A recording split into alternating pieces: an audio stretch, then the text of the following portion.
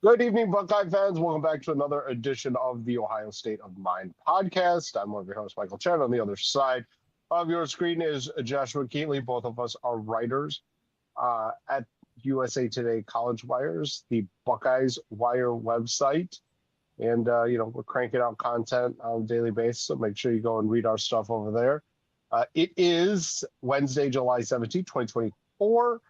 This is episode number 36. We're going to name this one the Chris Spielman episode. However, I do want to give a special shout out to JR Nicholas.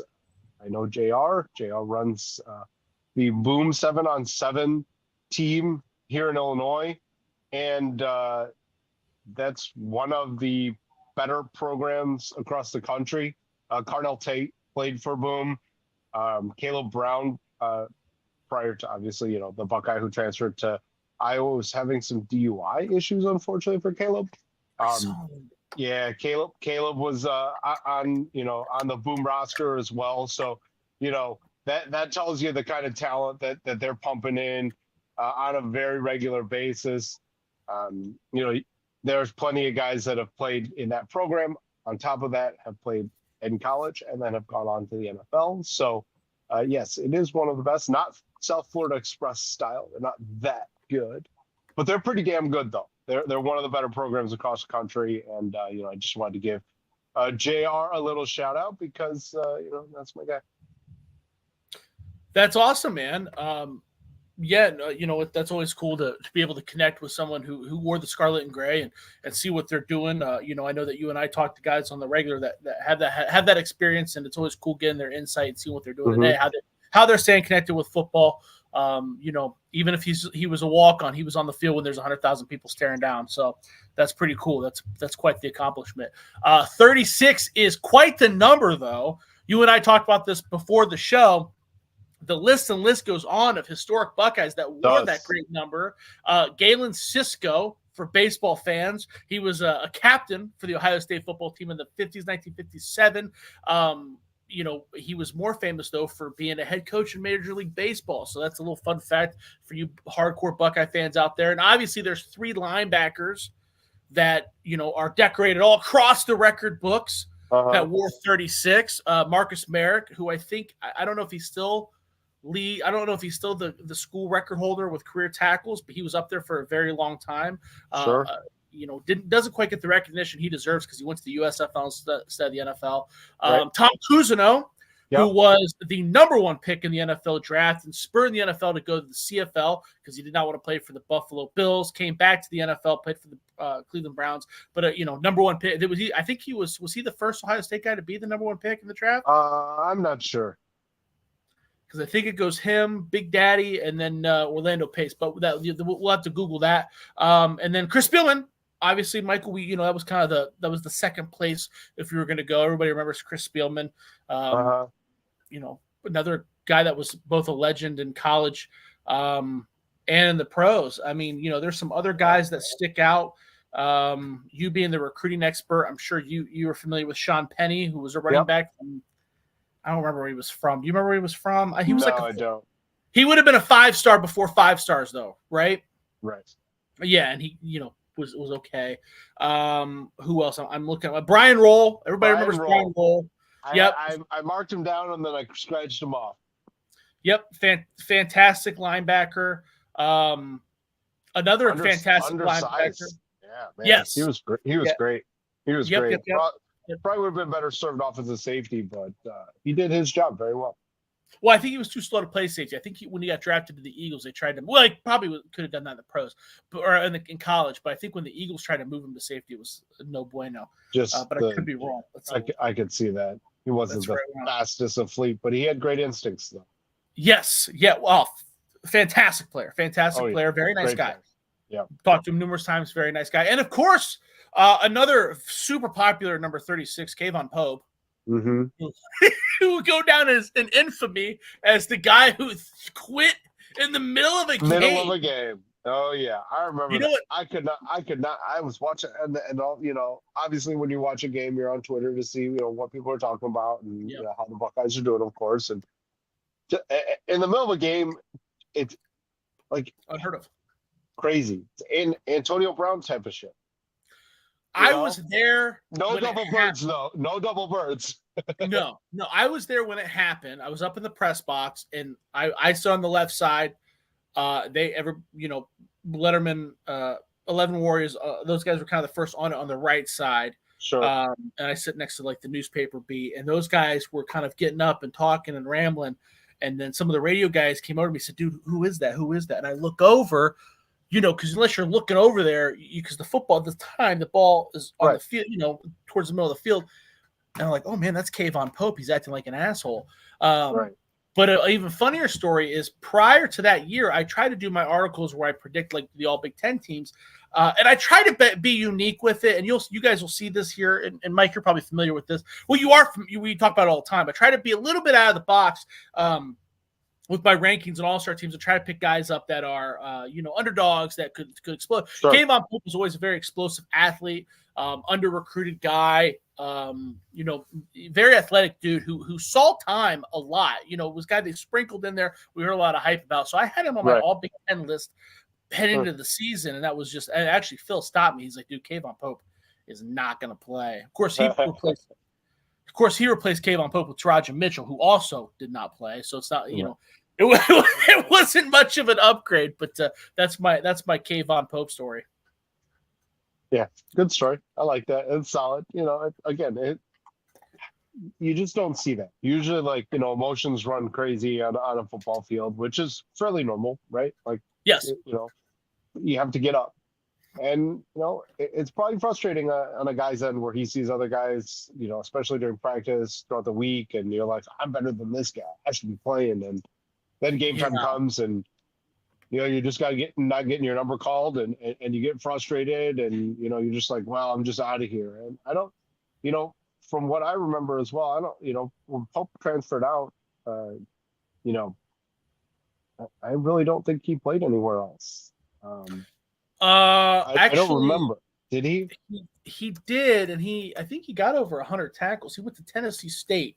Yeah, he went to Tennessee State, and he was all conference there. Yeah, well, that sounds about right, though. Yeah, a guy who thinks he could start at Ohio State goes to Tennessee State, and then, performs well. And very well. That's his choice. That's his choice, obviously, to leave the program. But, I think he thought he was better than he actually was, and he clearly was not. And that's the end of that story, right? I don't know. We're kind of getting to the weeds there, but I guess this is a kind of a good topic. When you talk about guys, there are the further up you get up the ladder, the closer the gap is between players, right? Sure. The best player in the NFL is not much different than the worst player in the NFL. I know Madden will tell you differently, but that's just not how it works, right? But every now and again you get like a special, oh my God, what is that? Like for example, Patrick Mahomes. In college you get that too. It's guys like Terrell Pryor. I don't know. I know that Kayvon Pope had some attitude issues. That's a guy that I understand why he was upset. That's a guy who was big enough, fast enough, strong enough to play at Ohio State, to start at Ohio State. Sure. But I don't know what his work ethic was like, right? So if you got a guy like Tommy Eichenberg who's slower, smaller, and weaker, but works harder, then you're going to play Eichenberg. Kayvon Pope was not, Tom Cousineau or Chris. Yeah, but again, though, there's so many other intangibles aside from like size, speed, strength. Understanding the defense, making the calls, being able to just dissect everything.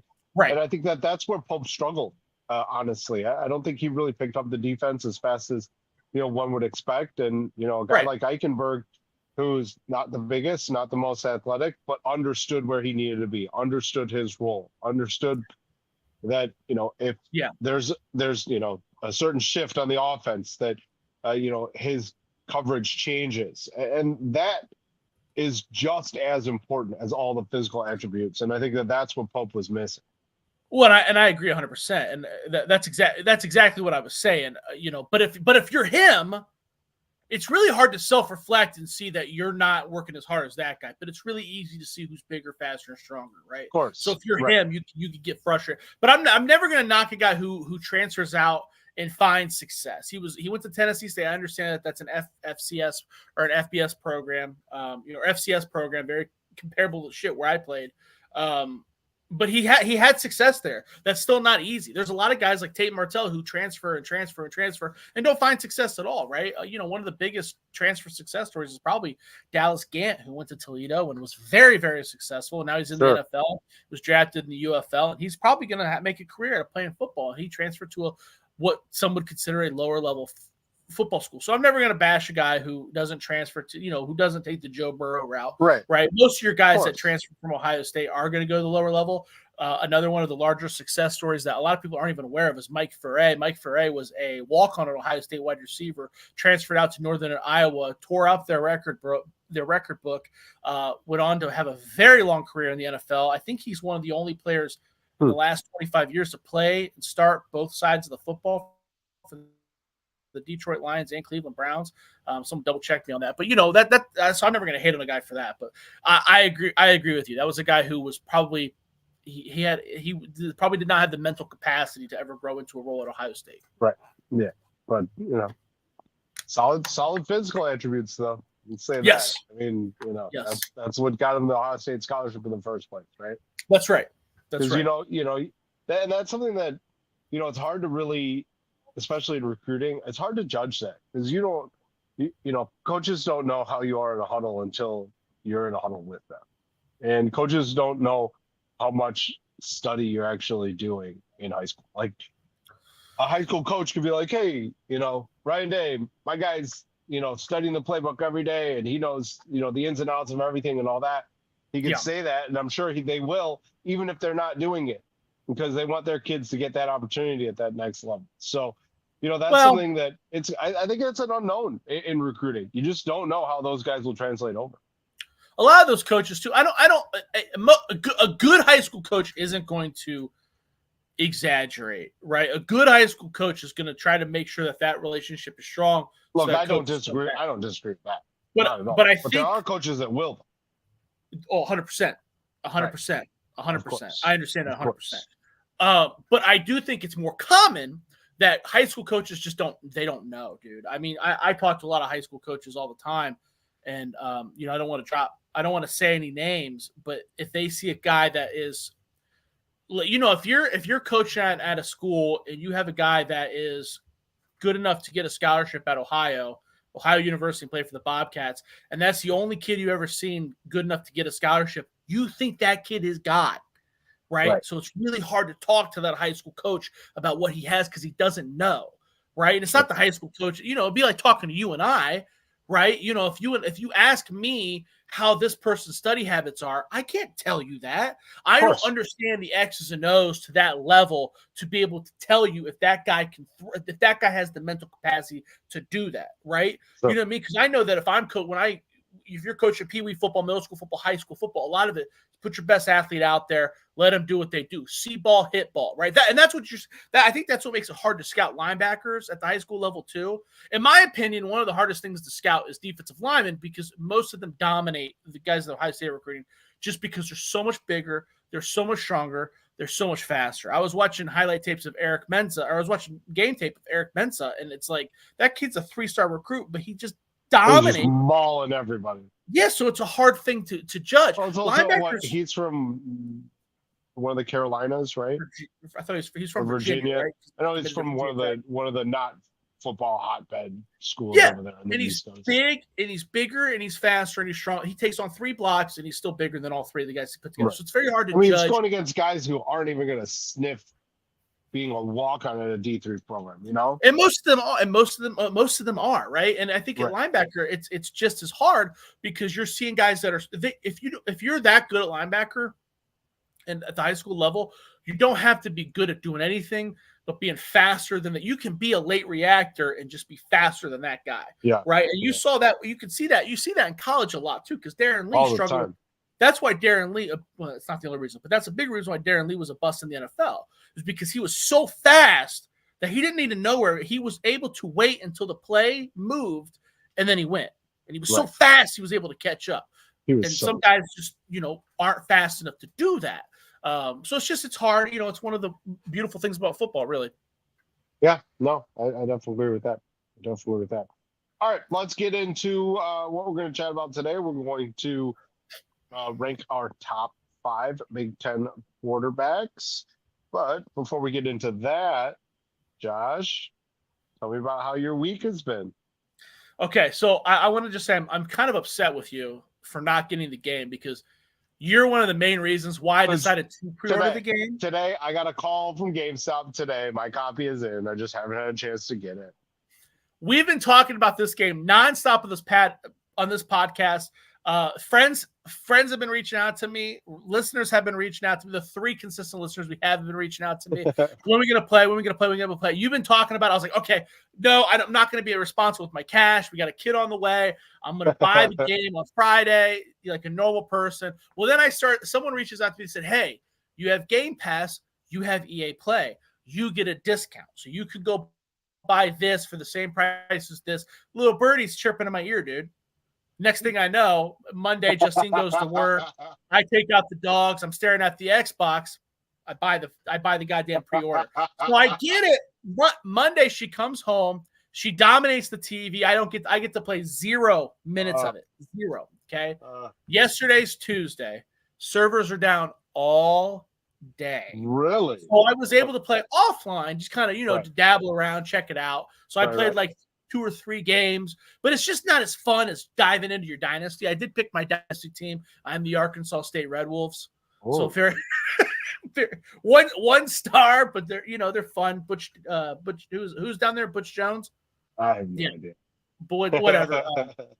But yeah, so I was able to dive into it a little bit. I guess that's the biggest disappointment is that, like, dude, you knew how many copies you were going to sell and the servers are down. I paid $30 more to get it 4 days early, and I didn't get the Monday's my fault, but Tuesday's EA Sports fault. Oh yeah, they had to know. I think they had like 600. I think I saw online it was like 600 or 650 people like at once on. Come on. This game has been gone for 11 years. You don't think people are going to be batshit crazy about it and want to be playing all day? Like, people took work off. I guarantee you, people took work off too. Oh, I know. I have multiple friends that did, but that's not even it. It'd be more excusable if it was the release date, like Friday. People are running out to Walmart, snagging it. You don't really. There's no way to track those numbers in real life, right? In real time. But the pre-order, you have an idea. People have been buying. I have friends that bought this game months ago and have downloaded it. Last week, there was a huge chunk of people that have downloaded the game already. Like, I don't understand how the servers go back. And they tell you when you go to start a dynasty too, they kind of urge you to make it online so they can update the rosters, the playoffs, whatever you need to do. Okay. So that's why I didn't do an offline dynasty. I was like, I'll do it online, even if it's by myself or whatever. But that was kind of a bummer. I haven't played football games. I haven't played those games like Madden. Madden's garbage, so I haven't played it in a long time. So there were a couple issues that I kind of want to hear your opinion on, and I guess we'll get to that next week. But the passing situation, back in the day, you touch the button, you hold it down, it's a zip, you tap it, it's a lob. Now I gotta hold it down for a meter. I gotta press LB when I'm throwing it to throw it high. They changed up the option game. Back in the day, you'd say hike. If you wanted to hand off in an RPO, you pressed A to hand it off. If you didn't do the ball, now you don't do that. Now, if you want to hand off, if you say hike, you hold down the button, and if you want to hand off, you release the button. So it's like releasing the ball, okay? Which I kind of get, okay, fine. But the problem with the RPO is if you want to throw the ball, you have to throw it immediately. Gotcha. You have to press the button. If you don't press the button to the receiver before the running back takes the handoff, you're running the ball. Trumps. Gotcha. So I don't like that. Okay.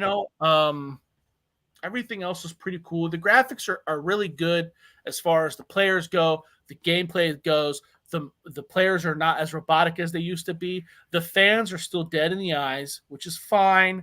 I don't care, but they just kind of made a big deal about it.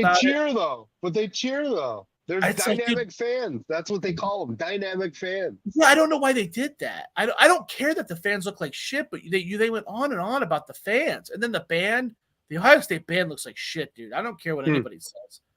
And I'm like, why did you even put this? Like, it's I mean, whatever. you have to expect that they're going to come in with some updates here at some point in time to fix it. I mean, some of the players don't even look like what they actually look like as well.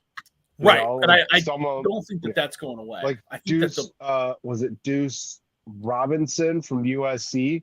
He's like a lighter skinned African American man, and he is a dark skinned African American man well, there's in the game. You know, that's another thing too. This like because I one of the few things I was able to do offline was Road to Glory, and it's like, dude, there's like 5 skin and face options. It's that's like it. I mean, there are more than that, but it doesn't really feel that way. If that makes sense, like Gotcha. it's like There should be more. There should be more with how yeah, much time, with so much time and effort you've put into this game. yeah. I guess that's the part. Everything is cool, but everything was hyped up to a point where I was expecting more. But perhaps that's on me, right? Well, I think that's on the anticipation of 11 years of no NCAA college football. You know, like how many times you go online, you know, within the last few days, and you see like people burying their Xboxes with the 360s with the game. You know, like thank you for your service and all this kind of crap, right? And like, first off, it's stupid because you know you can go and sell it for $10 and have $10 and go grab a coffee or some crap or whatever. But like it's just, I don't know. I think the anticipation level was just so ridiculously high. Too high, dude. It was too just high. So high that any little thing, any little mistake, something that goes wrong is going to be disappointing. Yeah, well, but they did that themselves. It's a cool game. It's a good game. I like the game. I'm glad I purchased the game. The only thing I'm bummed about is that I purchased it early because of the servers. I would still buy the fucking game Friday. It's still a good game. I love it. I'm going to play it. It's just they hyped up certain aspects that are like, what are you talking about? Like the recruiting. I was able to do like 2 weeks of recruiting or 1 week of recruiting. And it was like, and it's fine. The recruiting now is better than the recruiting in NCAA 14. You do have to be more deliberate with how you use your points. The problem though is that for months, for a whole year, they've been hyping it up like this recruiting was going to be absolutely dynamic, and things are, you know, guys are going to decommit and recommit, and you know, you got to be more thorough with how you schedule schools. That's not really the case. I mean, you tell again. I'm curious what your opinion is. Yeah, it feels like just the way they hyped it up was that recruiting was at a 5 in NCAA 14, and it was going to be at a 10. And the way I feel is that recruiting was at a 5 in 2014, and it's like a 7.5. I mean, it's cool. I mean, it's cool. They just acted like it was gonna. I know that they brought in like 4 or 5 recruiting specialists. Like Ari Wasserman was down there helping with the game, and there's some other guys too from like On3. And it's like you didn't. And when you play it, you're just like, you didn't need them. Like, this makes interesting. Does that make sense? What I'm saying? It's hard. I feel like I'm bitching about the game. I mean, but I'm not. Probably like the first thing I'm going to do is just start a dynasty. You know, like like you did. I like, if the servers weren't working, I just would have done a remote one. I wouldn't, you know, because it's the first one. It's like you just want to get a feel for it, right? You just kind of want to go through the motions and see how it works. Because usually your first like couple go arounds with the dynasty, you're just testing it out, right? You're kind of feeling like, oh, okay, well, what do I have to do to get this top recruit? You know, like, you know, I want to make sure that. Right, pretty much. Yeah. Like, you know, my first dynasty, that's the reason why I'm going to go with Ohio State, is because I want to be able to understand how this works, and I don't want to lose. That's fair. The coaching, they do give you 3 paths as a coach. I do think that that's really cool, because before it was like pretty cut and dry. There were 2 paths. There were 2 trees, skill trees, and you just fill them both up. This one, the skill trees are much huger. They're much bigger. The stakes are much higher. It takes longer. I like that. There's recruiter, motivator, and tactician. I think everybody's going to go for recruiter. I did not. I went for motivator. I'm just trying to be a little different, you know. But I like what I see from that. I think that's very cool.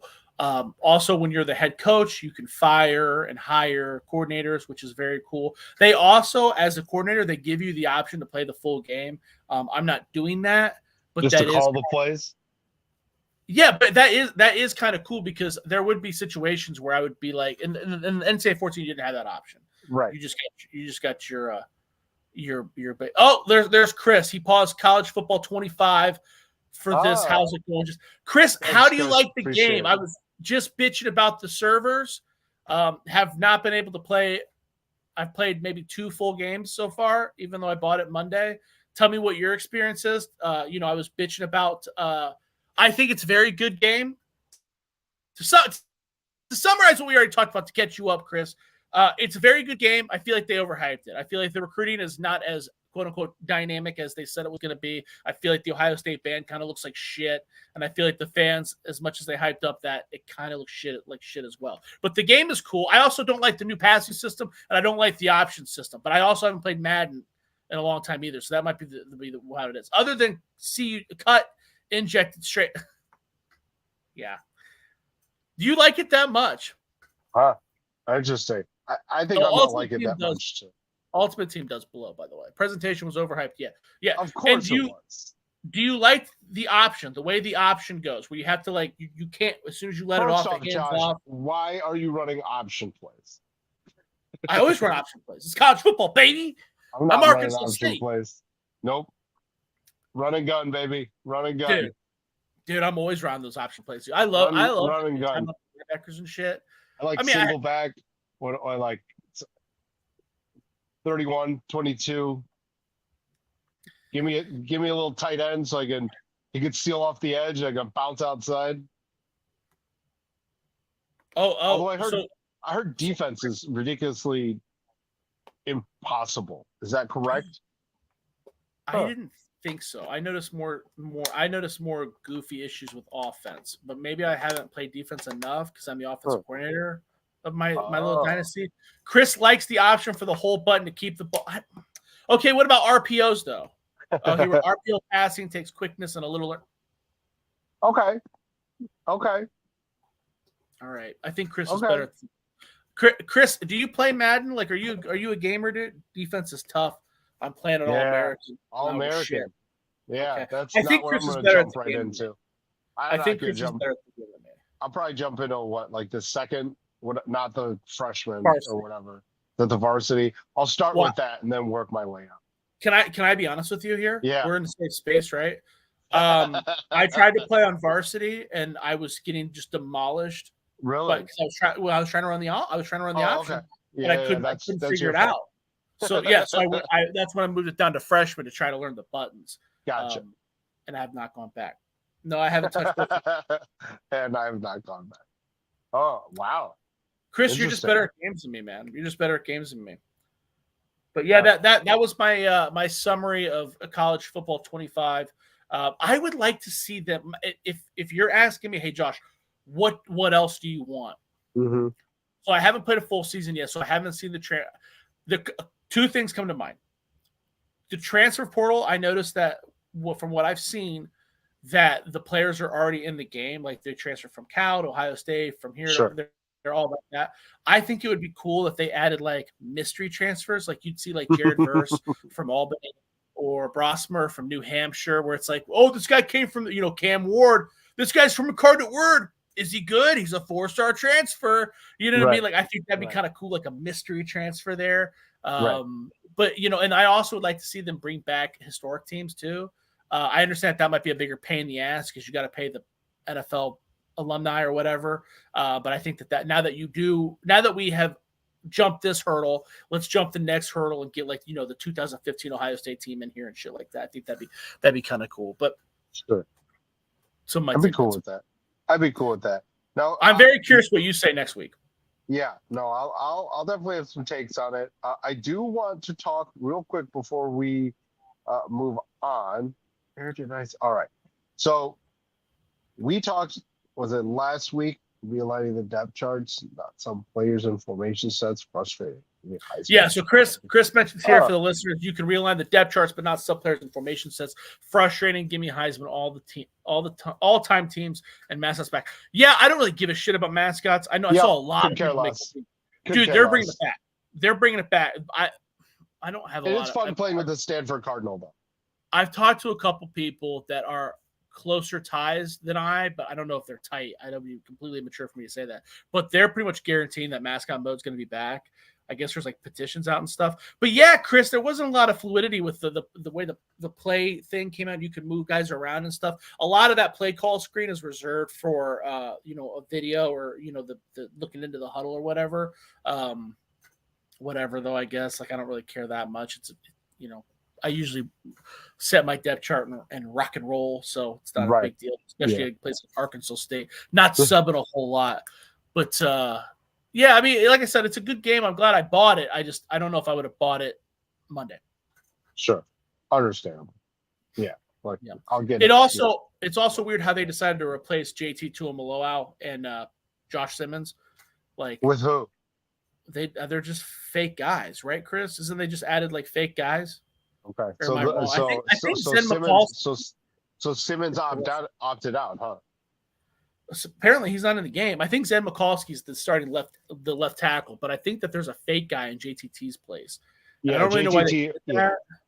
And the rankings I think we talked about this last week. JTT was not, we assumed he'd opted out, but we weren't sure. But clearly now it does look like that was true. Yeah, and the guy they replaced him with isn't nearly as good. It's just kind of weird how they decided to do that. Chris Runyon writes, Road to Glory needs more heft, play, assign points to study and health and that.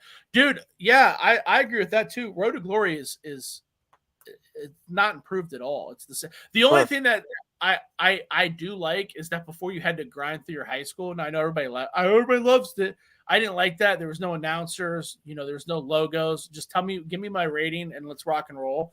Let me lead Kennesaw State to glory. So I don't really care about that. But Chris, you're right. And you got these weird energy points, and you have to use them on like to study for your exam, or else you'll fail.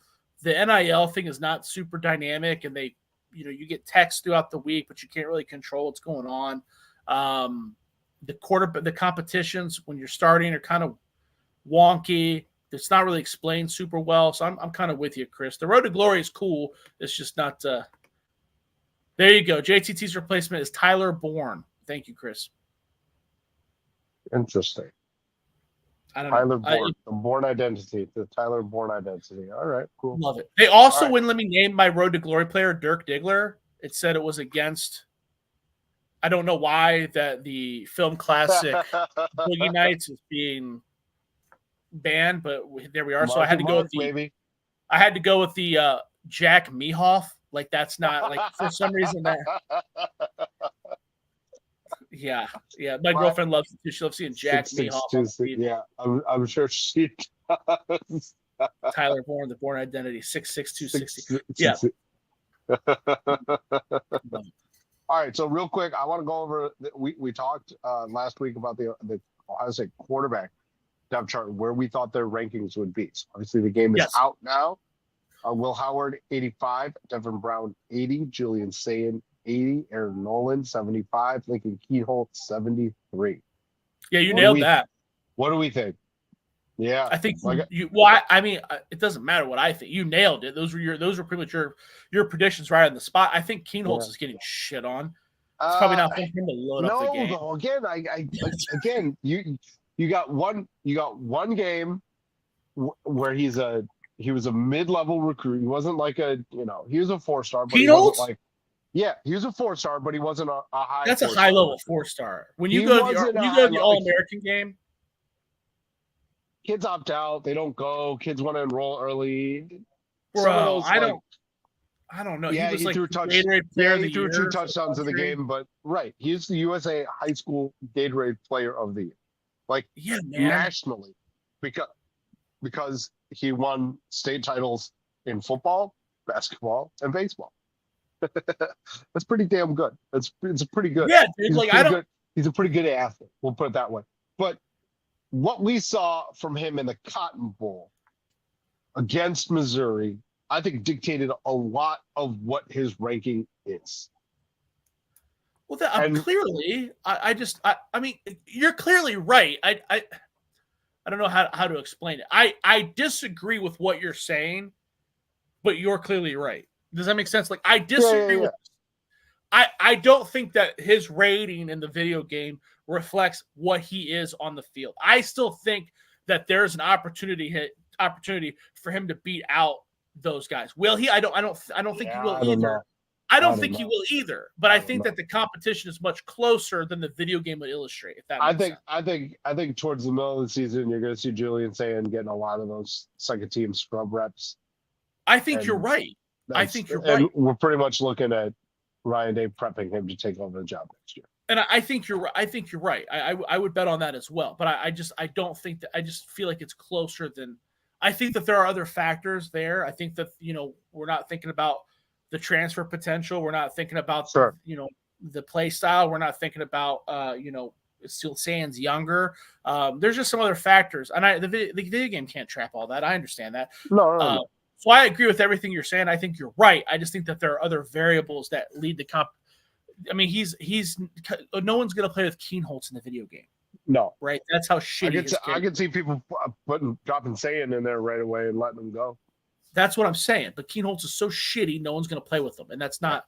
I don't think that is a reflection of how he is in real life. That's all I'm saying. I mean, do you think Keenholz is better than Aaron Nolan right now?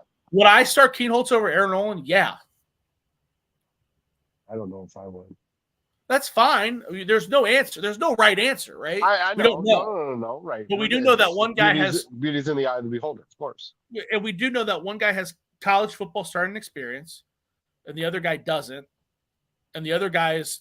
I mean, you know what I'm saying? Like, there's no right answer. Yeah. I understand what you're saying, but you're letting that one. It's kind of like when, it's kind of like when you see these teams. It's kind of like scheduling, right?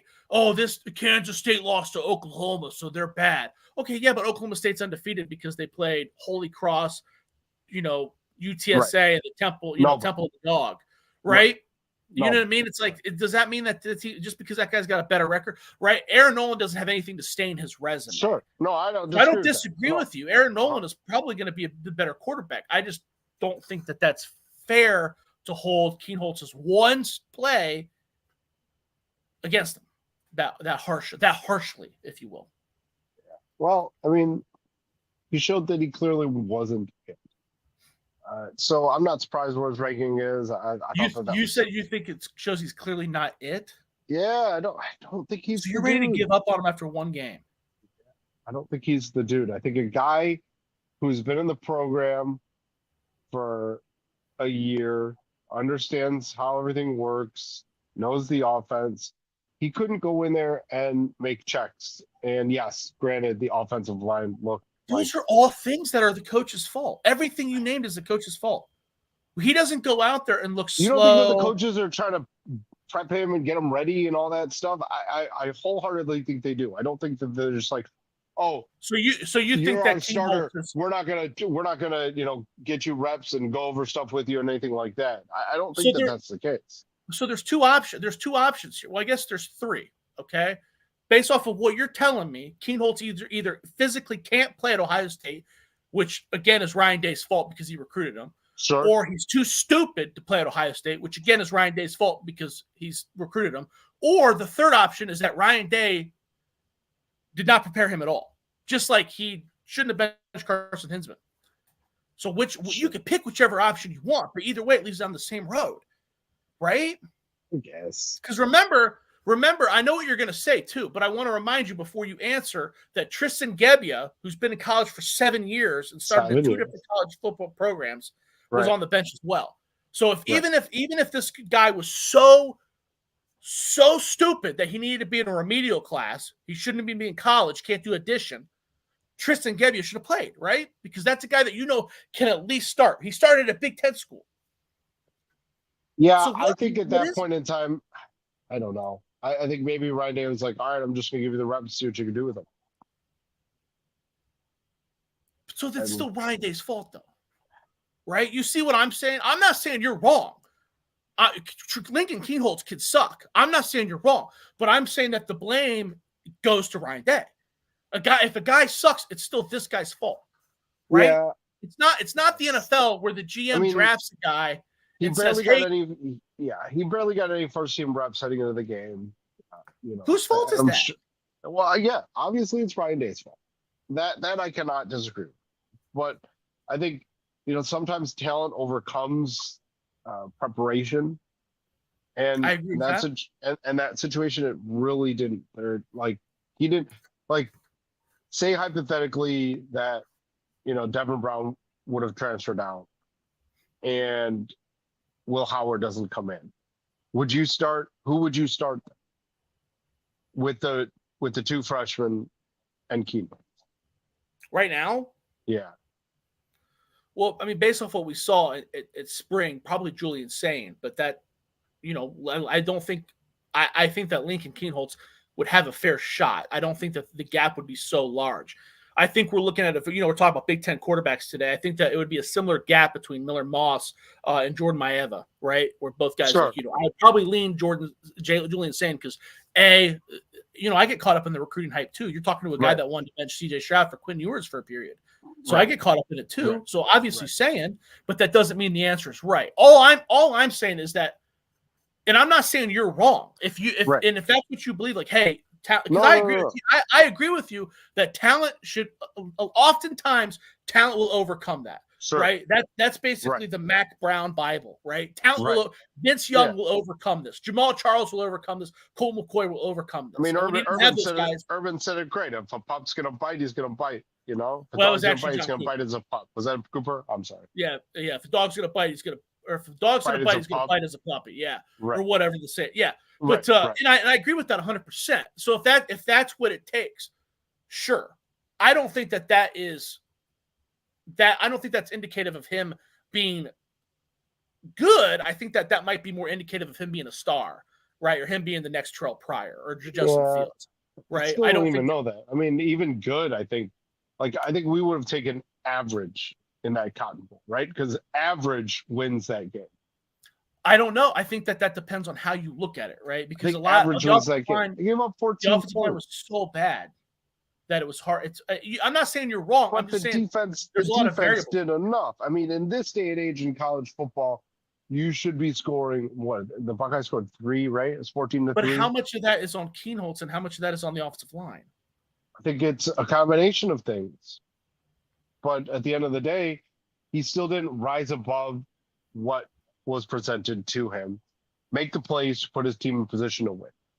And I think that I don't disagree with any of that. I just think that is a really I don't disagree with that. I think that your bar is much higher than my bar. It's kind of it's basically our Jeremiah Smith conversation, right? Sure.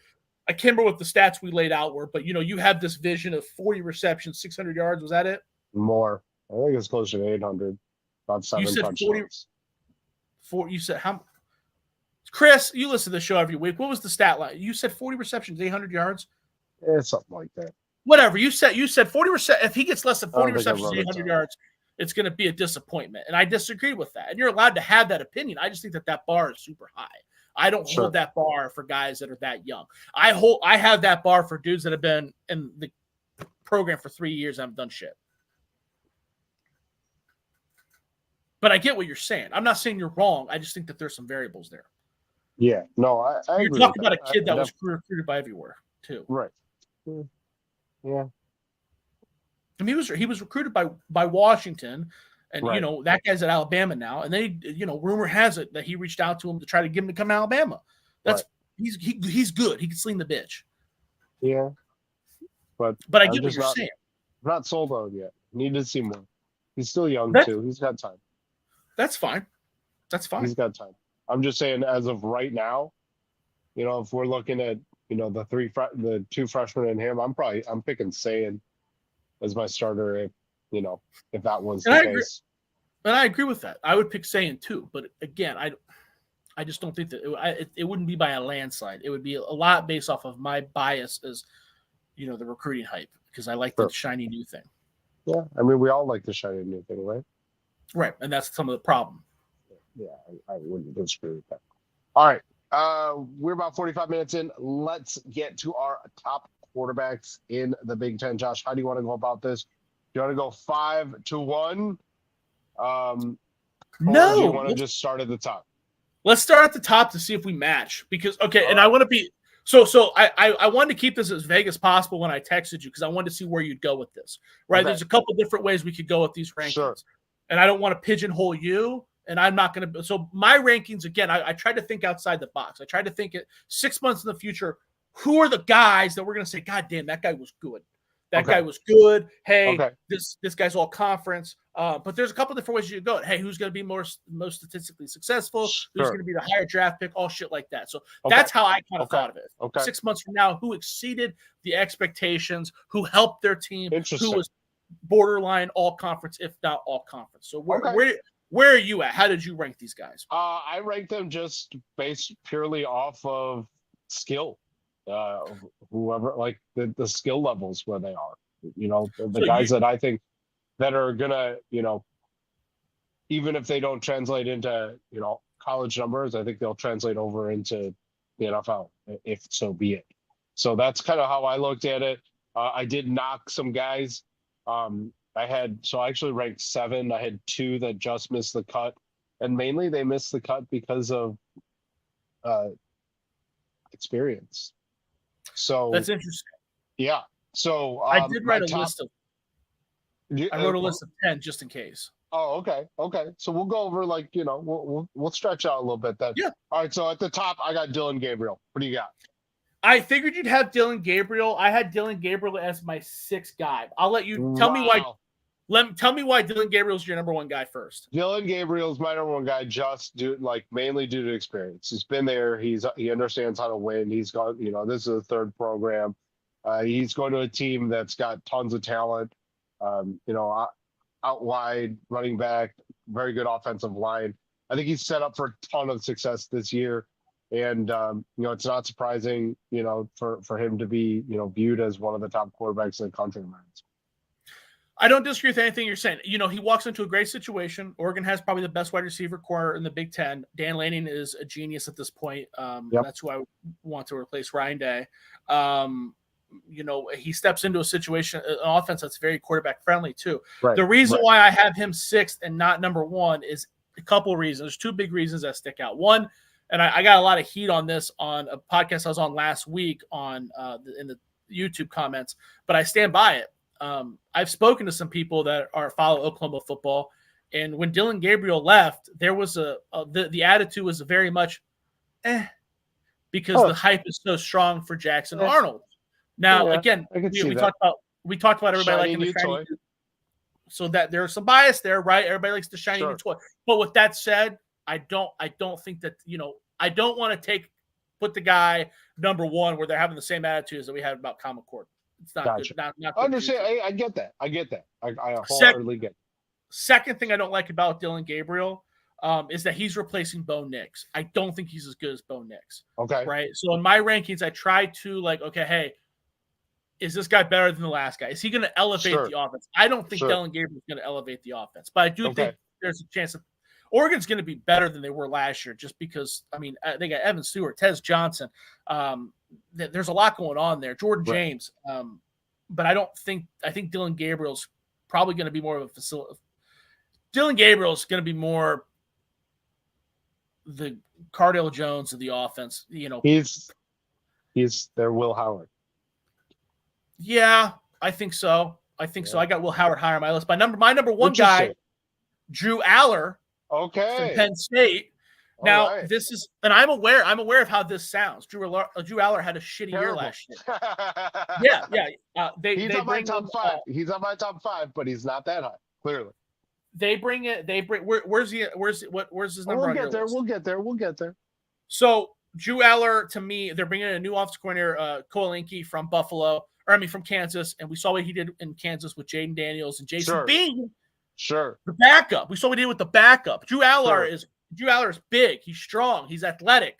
They had no receivers last year. They bring in Julian Fleming, who I know that you don't like, but that's going to upgrade. But remember, if he's their 3rd receiver, everybody goes up a peg, right? It's going to be Cephas, the kid from Kent State, who was the MAC. Yeah, but he did nothing last year, though. It's his second year in this pro. He was hurt last year.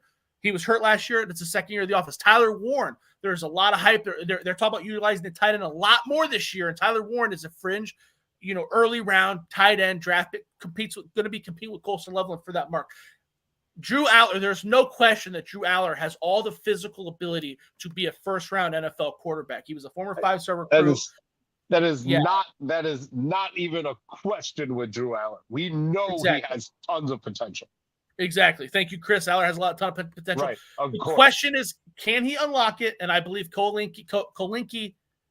Andrew Cole, I can't remember his last name. Kolinke.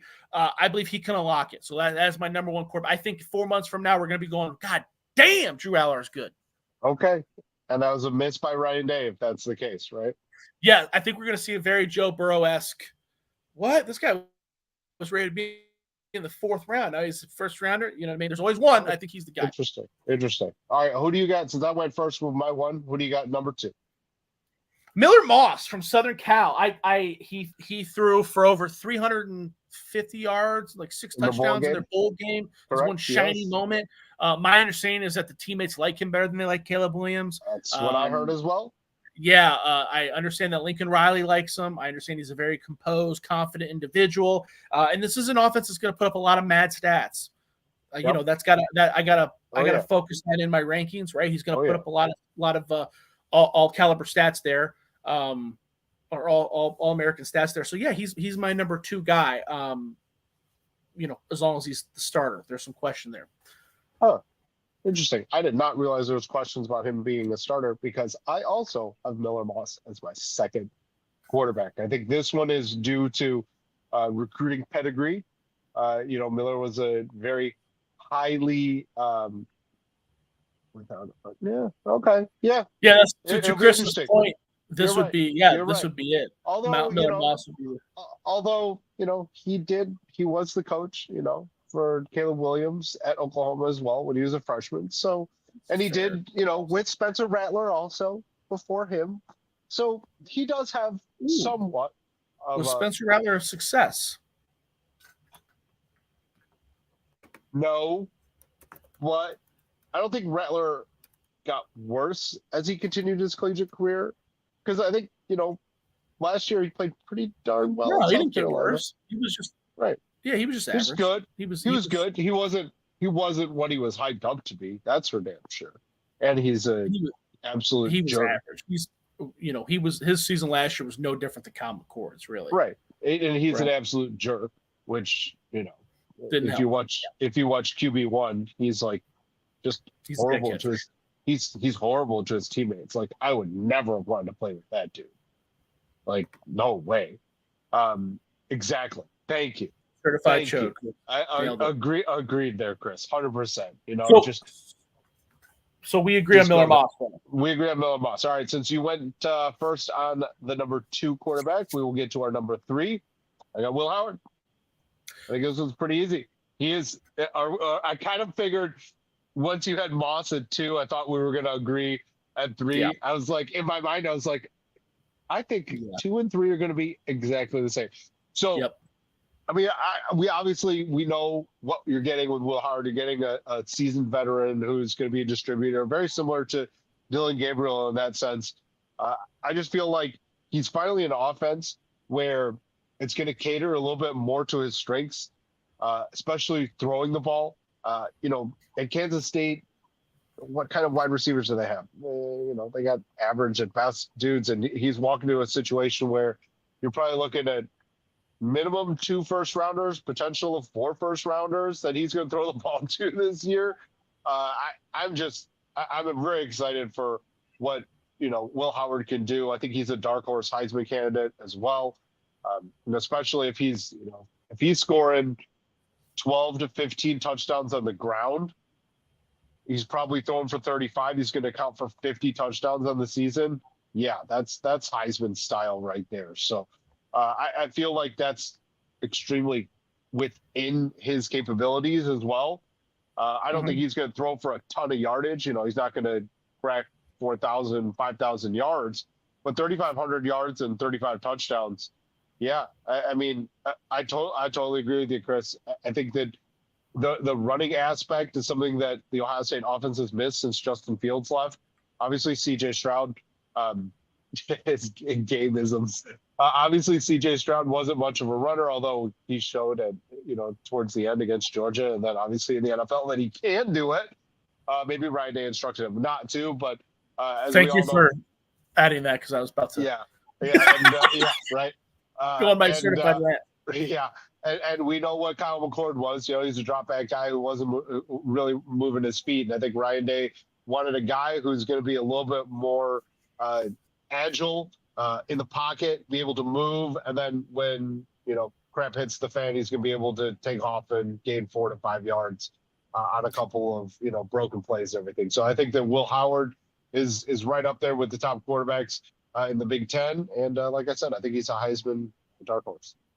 Yeah, I agree with everything you're going to say, or you said. Chris Runyon, to recap his comments, after watching some film last week, he has an ability to improvise when he needs to. I like Howard's gameisms. I agree with everything Chris is saying too. Yeah. So I was lukewarm on the Will Howard signing. I've said that on this podcast. I've said that on other podcasts. He was not my ideal choice, but I've always said that the thing that makes him special is that he is intelligent with the football. He makes few mistakes, and when he does make mistakes, he makes them in the right moments. When he's trying to win the game, when he's trying to come back, there are mistakes. At the end of the quarter, if he's going to force a ball for a pick, and you're not you're not in scoring range, whatever. Will Howard is not going to lose you. Will Howard is not going to lose you the game. Now, I've seen a revolution on social media lately talking about Will Howard being bad. So I've kind of, it's weird because before I felt like I was in the minority. But now I feel like it's gone too far the other way. I think that Will Howard is good. I want to be very clear about that. Will Howard is a very good quarterback.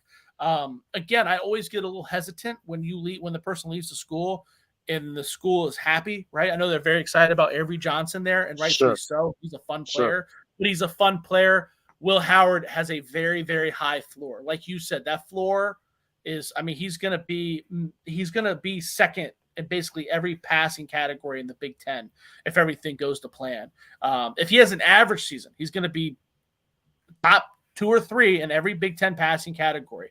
Add that to his ability to run the ball in the Chip Kelly offense, you got a top 5 quarterback. 100%. Yeah, I think. Totally I think it's. We're on the same page there. All right, hold on. Before you get to your number 4, I'm gonna guess. Dylan Raiola. No, but I did put Dylan Raiola on my list. I put him at number 9. Oh, because I thought he might make an appearance on yours, so that's why I wanted to see. No, he did. He did not. Well, he is on my list, but he's not in my top 5. So I kind of thought that just due to what you said earlier, when you're talking about projections and what they're going to be, midway through the season type of deal, I kind of figured you'd throw Raiola up there. Obviously he's a uber prospect, one time committed to Ohio State, and then USC, right? Georgia. It was Georgia. It was all 3. I think he's committed to 4 schools. The problem with him, Raiola, because he committed to a school away, right? Yep. Like his freshman year, he committed somewhere, and I can't remember. That was USC. I don't have a problem. I don't have a problem with Dylan Raiola being on anybody's list because of that. Because he's going to a place in Nebraska that's improving. Matt Rule is a great coach. He's a genius coach. That team is going to get better. They've made a real effort to get that offense better, and Dylan Raiola is going to step in and be the starting quarterback. So even if Dylan Raiola sucks, that team is going to be better, and he's automatically going to be better than the guy they had last year. They had that quarterback from Georgia Tech, Jeff Sims, who could not throw the ball at all. He's going to be an immediate improvement. So just based off of that, I do feel like you can make an argument. I just had a hard time putting him in my top 5 because he's got no collegiate starts, right? The same argument. I get that. My number 4 guy is Tyler Van Dyke from Wisconsin.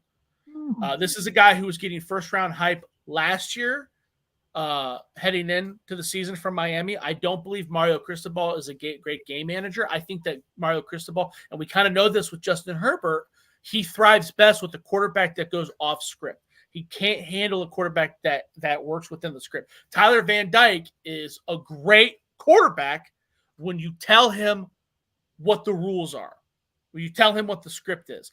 And at Wisconsin, we saw them do the air raid a little bit with Tanner Mordecai. It was rough last year. We got another year of it, another year of experience for Luke Fickell and the gang. And now you're actually getting a quarterback that's got a big arm, that's got a accurate arm.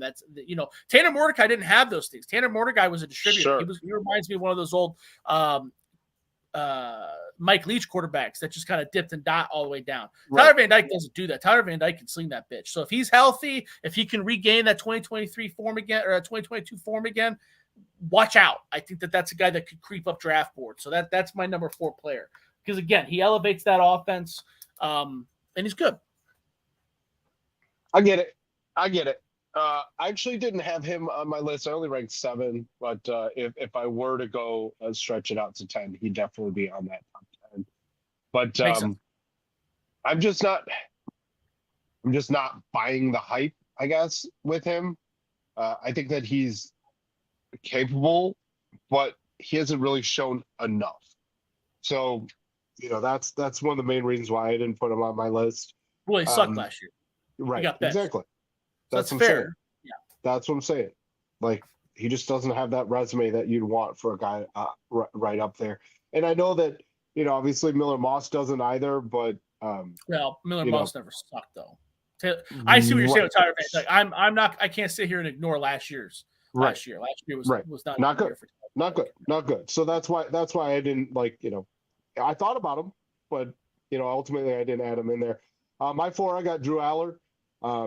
And kind of what we talked about before, I think that, he's good. He's got a ton of potential, but like Van Dyke, he had a really bad season last year.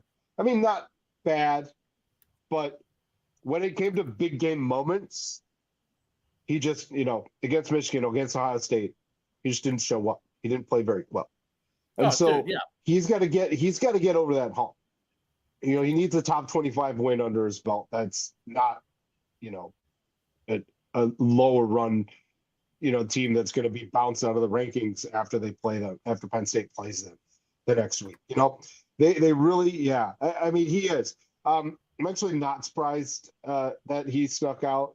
Ryan Day had no interest. He was a late. First of all, he was a late riser as well. He really didn't turn the corner until his senior year.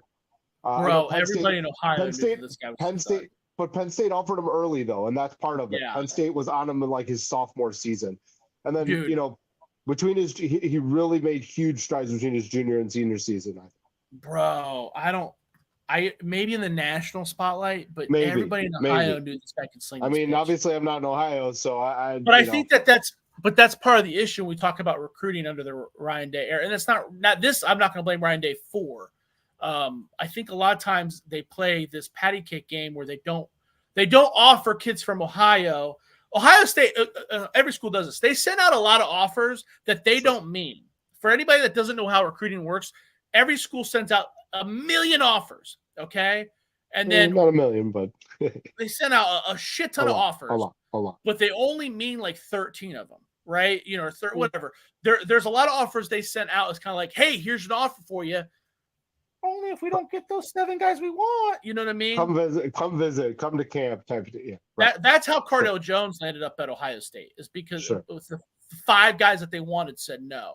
Another reason too, a lot of times too, what you'll see is schools like LSU actually did this with Cardale Jones. LSU offered Cardale Jones a scholarship, and they had no interest in Cardale Jones, knowing that that would force Ohio State's hand to offer them. Sure. Because if you don't offer the local kid a scholarship, and these other big schools do, the coaching staffs for these reputable schools like Glenville, for instance, will say, oh, that's weird. He's good enough to play in the SEC, but you're not going to recruit him. And then you feel compelled to recruit him because you want that Glenville line to happen. Sure. That's not the only reason why Cardale Jones landed at Ohio State, but that's a larger fact than people want to talk about. Sure. Yeah, Chris, kind of like that, because you want to make sure that you're talking and you're letting everybody know that, hey, we're interested in you. We're offering you a scholarship, but, sometimes you're offering the guy that it's just in case Terrell Pryor doesn't come. Right. Yeah, if I recall correctly, Aller wasn't offered until midway through his senior season. Yeah, so I understand. Right. I understand a little bit why they delayed, because if you offer a kid from Ohio, you also take the risk that they are going to accept that scholarship. Now, if a kid from Canada, if you offer that kid a scholarship and then you end up not wanting him, no one's feelings are hurt except for the kid from Canada. You're not going back there more than likely, right? But a kid like Drew Aller, who went to Mentor, he went to a powerhouse. No, that's a good school. Wide receiver went deep. I think his wide receiver went FBS too. you better be damn sure that you're ready for that kid to come. And I don't think that Ohio State was until it was too late, which, I'm not going to blame Ryan Day entirely for that. Because when you offer an Ohio State kid, they're more likely going to accept it, and you ain't taking it back. So I get that a little bit. So, yeah, I think they were a little iffy on him at first. And then, like I said, I think recruiting-wise, maybe not locally, but nationally, he really didn't blow up until his senior year. So, I could see that. And I know that coaches don't go off of, 24/7 sports on three was. But they do a little. They look at that stuff though. But I think that they just look to see like who those guys have been offered by. I don't think it's like, well, I'm going to base my recruiting rankings off of what 247 does so I can get the highest score and win the mythical recruiting championship. I don't think they do that, but I think they get ideas. I definitely think they look at it and say, all right, well, this guy's got offers. He's a 3-star, but he's got offers from Georgia, Alabama, and Clemson. Like, maybe we should offer him too, type of deal. Yeah, what it's and this is also. I hope that people that are listening. This is actually a good topic because I feel like we're teaching something. We're educating people on the recruiting process. But they don't look at the recruiting rankings. These coordinators, these coaches look at it as basically like a heat check. Like, hey, we know who this guy is. We're interested in this guy. We're not sure if we want to offer him. Okay, well, Miami just jumped in. Okay, well then, shit, we got to send out an offer. We got to do this. Right? They will do that because again, these scholarship offers, they don't mean dick. They don't mean dick. I talk to high school coaches all the time, and they say this guy got offered. This guy got offered. This guy got offered. I'll talk to dudes who tell me that kids got offered from Power 5 schools, and they got to go to the FCS level. Right. Why? Because all those offers are bullshit, and that's fine. That happens. I didn't get none of those fucking offers, so they're better than me. They're not those non-committable offers, right? Yeah, exactly. Non-committable. Thank you for clarifying that term. But but you will see. I know for a fact, Urban Meyer, under his reign of terror, that multiple kids were offered scholarships sight unseen. They had somebody that would look at who was sending offers out, who was making the news waves, and they would send out the offer now, and then they would scout the kid and recruit the kid later. They would send out scholarship offers without even talking to the kid, just to get the news out that they sent a scholarship out, so that everybody would be aware of that. Oh, hey, Ohio State's on this kid. This kid must be good. Because again, it sends out a heat check. Urban Meyer would do that too. He would be, he'd be aware. Hey, if we send an offer to this kid in Florida, Miami's got to give him an offer, and they're stuck with the motherfucker. So that does happen. Right. So, yeah, little recruiting. That definitely does happen. All right. Number 5. We might agree on this one as well. I got Will Rogers. I really like, I really like what he's bringing. I'm really high on Washington. If you guys haven't noticed, I don't think that they're gonna struggle as much as many do. I think they're going to be pretty damn good again. There's a little saga with Will Rogers, obviously. During, he committed to the Huskies prior to the college football playoff, was on the sidelines warming up, just getting some throws in as well, and then decided, oh, well, now that my coach is gone, Kalen DeBoer, maybe I need to look around again, and then opted to stay. Yeah. And I think that was a good choice for him because he's going to be given the keys to the car, and I think he's in for a pretty good season. I love Will Rogers. I wanted Will Rogers over more than Will Howard. I think he's super underrated. I think he's one of the most accurate passers in all of college football. The issue that his story is really sad. It sucks because he was at Mississippi State ripping it apart. I think he's still in the top. I think right now he's an active college football player, and he's top 5 career in the SEC conference history and passing yards and passing touchdowns. Someone double check that because he was just ripping it under Mike Leach. Mike Leach passes away. The new guy doesn't know what the hell he's doing, makes it a run-focused offense, and he gets fucking buried because the offense is not built for that, and it's not his fault. Then he commits to Kalen DeBoer at Washington, who runs a very quarterback-friendly offense, as you saw with Michael Penix. He leaves, and he's kind of stuck in no man's land because he doesn't want to replace. He didn't want to bring in Will Rogers to replace Jalen Milroe, so he's with Jalen Milroe. And Will Rogers, by the time he enters the portal again, everything's gone. So now he's got to stay with Jedd Fisch, Washington, which is okay, but Jedd Fisch kind of likes a more mobile quarterback. I like it. I had Will Rogers as my number 10. Oh wow! it's not again. I just don't know if he's going to. I don't know. I don't think Washington's going to be very good, and we've talked about that. And B, it's not as good as a fit as I thought it was going to be when DeBoer was there. Right. But I don't have any issue with him being in your top 5 because I thought about it. I really truly did because he is super accurate. Again, I wanted him more than Will Howard. I just don't. The situation, like I said, it's just a sad story. My number 5 pick was Max Brosmer from Minnesota. Incoming freshman or incoming transfer from New Hampshire, led the FCS in passing yards, passing touchdown, basically everything. He's big. He's strong. He's like 6'2", 220, big, strong. Those a beautiful ball. He had a good spring game for Minnesota. As long as he can step up to the big leagues, I think we got we got something special here. Very much in the same style as Cam Ward when Cam Ward went to Washington State from Incarnate Word. Only New Hampshire is far more impressive than Incarnate Word, and he was very successful there. We saw Minnesota. PJ Fleck is not a bad coach. Minnesota's going to have a really good offensive line. They're going to have an okay receiver core. They had an okay receiving core last year, but it was decimated by injuries.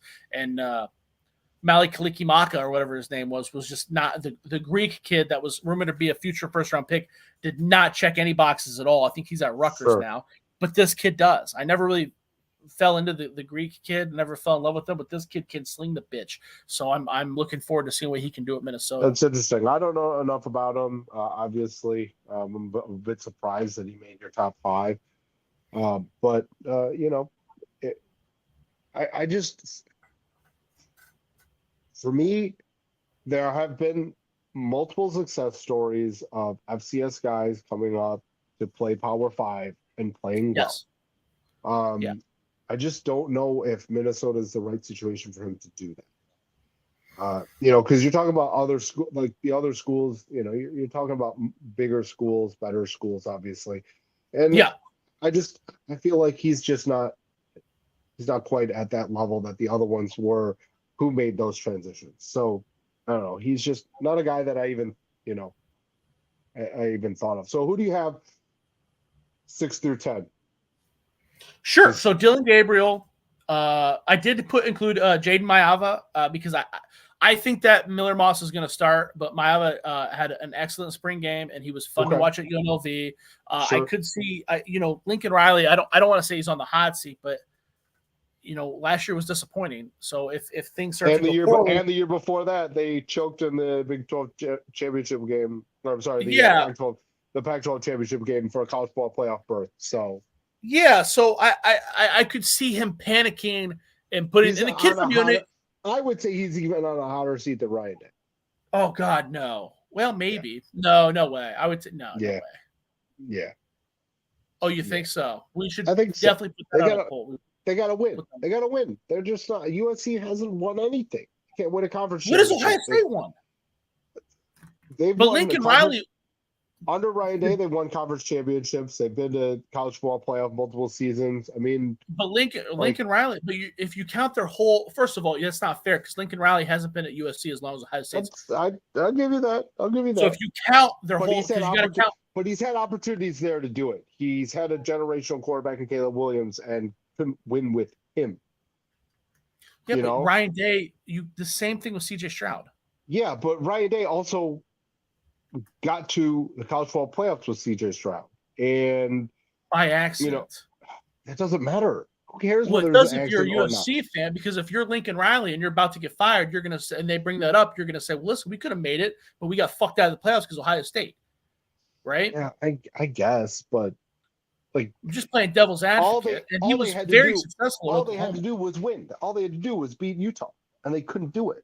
I think didn't Utah. No, they beat them twice that year, right? I think so. Yeah.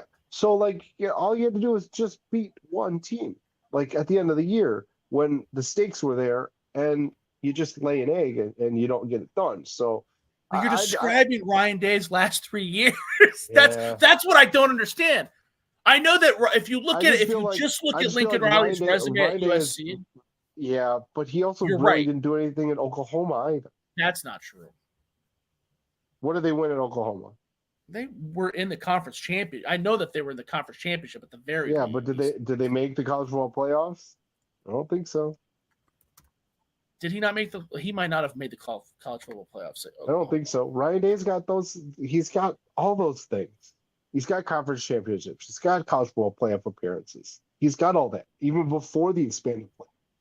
So I would say that.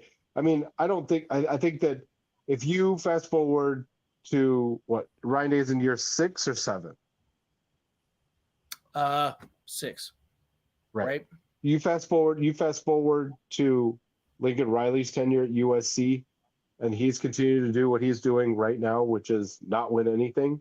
I think he's 100% in the same position, even hotter than Ryan.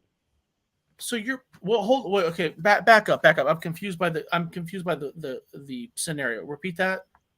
Chris, thank you for double checking. No, he never made the playoffs. Yeah, that's what I thought. So if Riley is through year 6 and he's done exactly what he's done at USC, I think he's on a hotter seat than Ryan Day is entering that next season, the 7th. So you're saying if Lincoln Riley continues on this trajectory of winning nothing at USC, right? Yeah, he won't make it to year 6. Well, he might not. But you're saying he's on a hotter seat right now. It's year 3.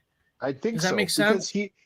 Because he's had guys. He's had plenty of talent on his team. He had a Blitnikoff winner in Jordan Addison. He had, Caleb Williams. Obviously, you've got tons of talent, and clearly he employed a former Ohio State defensive coordinator who we all laugh about and will continue to laugh about. And I think that, at the end of the day, he's on a similar career path with Ryan Day at USC. And I can't see them, I don't know if they'll fire him after year 6. Listen, I'm kind of middling. I'm not going to sit here and act like Lincoln Riley. He's close, though. I'm not going to sit here and act like Lincoln Riley is Vince Lombardi, but to act like his resume is so far worse than Ryan Day. All he's got is let me ask you this. He's got Heisman winners and number 1 draft picks as quarterbacks. Like, is he is he a great quarterback coach, developer? Yes. There's no question about that, which Ryan Day is also. But the winning, it's the winning to me. He's not winning. No college football playoff appearances. Zero. And why you're putting so much stock in the college football playoff appearance? Because he hasn't won because that's game. An opportunity that's an opportunity to win a championship, even if you lose in the semifinals. Yeah, no, it doesn't. In my eyes, it doesn't. Was last year? That's what I'm saying. Was last year an unsuccessful season? For Ohio State? Yeah, many would say yes. You lose to Michigan, you don't win the conference championship. Everyone would say yes. They won nothing. But in the grand scheme of things, wouldn't you always take an 11-2 season? What are you talking about? You just shit on USC's 11-2 season. You just shit on it. But no college football playoff appearance. There's difference. There's a huge difference. There's a big difference between the way that USC has it worked out and the way that Ohio State has worked out. Perception is also last year. Definitely a case. Right. You just said last year. Ohio State didn't get into the playoffs last year. They got their ass swamped by fucking Missouri. I understand that. They went 11-2. Right. That's what I'm saying. That's what I'm saying. In the grand scheme of things, 11-2 is a really, really good season. It's a really, really good season. Yes, they didn't accomplish their major goals, but it's still a really good season. Depends on who you are, but okay, sure.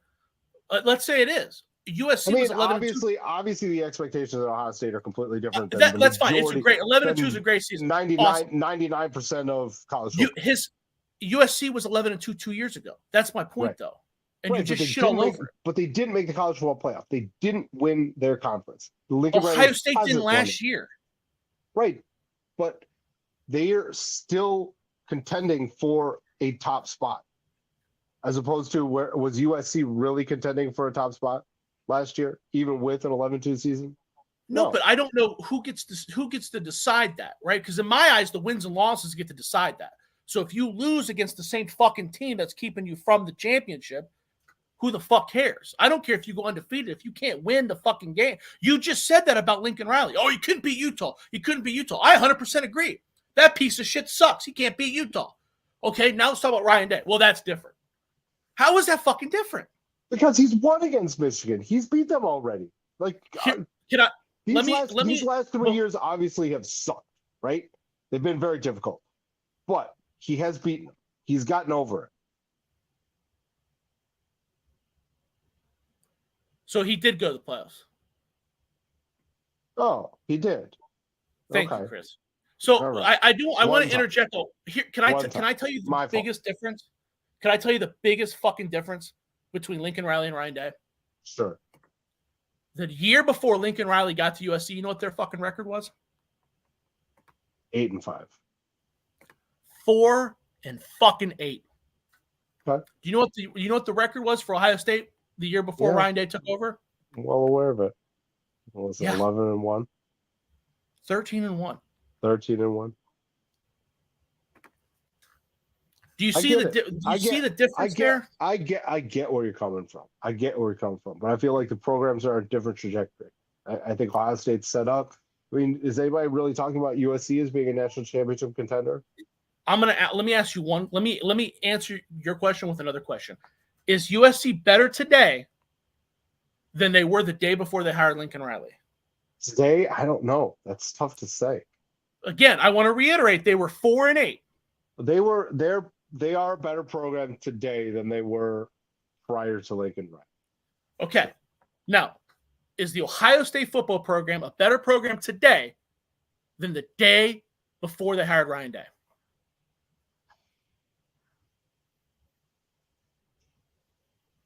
That's a tough one. How is it tough? Because I think that they're still close. It shouldn't be tough. So 2 years ago, if they beat Georgia and then they win the championship, right? They go on. If my aunt had balls, she'd be my uncle. And trounce TCU, which we all know they would have, right? This is obviously a different. I'd be banging supermodels. What is your point here? What is your point?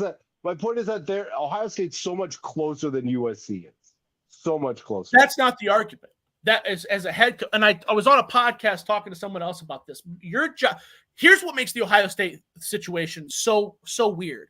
Usually, when we talk about coaches being hired and fired, the coach gets fired because they do shitty, and the guy that replaces them walks into a situation that's a fucking dumpster fire. Much like Jim Tressel. When Jim Tressel took over for John Cooper, they went to the Outback Bowl 2 fucking years, and they didn't beat Michigan ever. Right? Nope. So, and that's how most programs they beat Michigan. They beat Michigan year one. You're right. You're right. Because no. Well, I'm saying when John Cooper was there. Right. No, I thought you meant when Tressel. Yeah. No. When Tressel took over a fire sale that John Cooper put on, and usually that's how coaching works, right? So if Kalen, let's use Kalen DeBoer as an example. If Kalen DeBoer wins 10 games every year, but let's say he wins 10 games every year, but he doesn't win the SEC the next 3 years and he can't beat Georgia the next 3 years, do you think we on the outside are going to look at that record and be like, well, dude, Alabama's doing a pretty good goddamn job. Kalen DeBoer stepped in there. He's winning 10 games a year. But the people that are Alabama fans that have been following that program, they're not going to fucking feel that way. Right? Sure. They're going to see that he has not elevated that program. That's how, when you enter a job, your job is to either A, keep that job the same or make it better.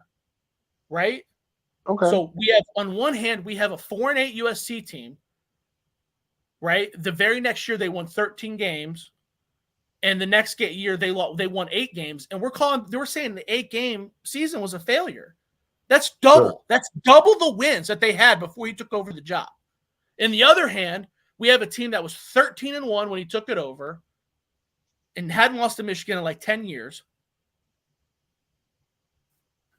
And here we are. They haven't beat Michigan in 3. Right. It's undisputable. Right? You don't have to. Yeah, I'm not asking you.